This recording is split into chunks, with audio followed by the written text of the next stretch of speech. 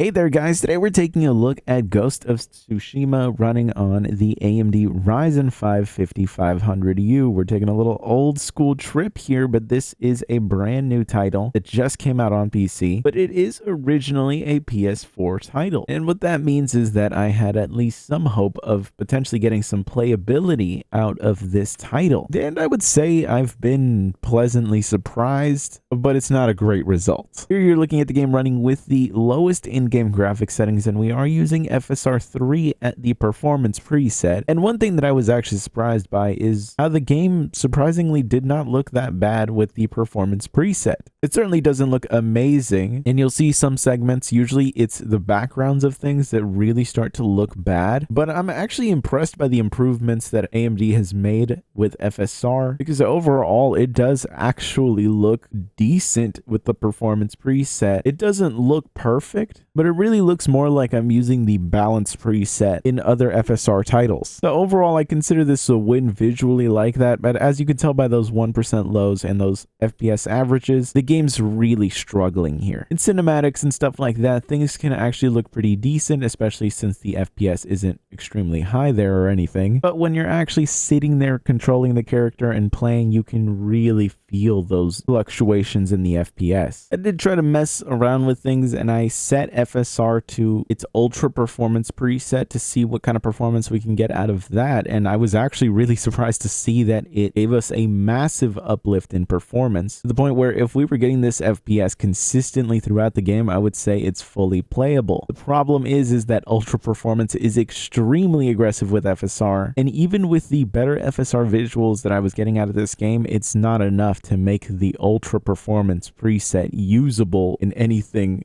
other than the most extreme scenarios, like trying to really aggressively downscale 4K or something. But doing that with 1080p, it just visually murders everything. Already things that are in focus lose a lot of their detail, but anything that is even remotely out of focus in the background just turns into a blurry mess, especially when there's motion happening. It's a real shame too, because once you can actually control your character, things really feel so much nicer when you're playing with the ultra performance versus performance. Performance really just seems to struggle with those 1% lows. They tend to really dip down, and ultra performance just does not have those problems, but visually it really looks rough. I think that if you're trying to play a title like this, you're better off just waiting until you have a better system than playing a extremely inferior version, and that's kind of what this is at these settings really. But anyways, I'll catch you guys in the next one.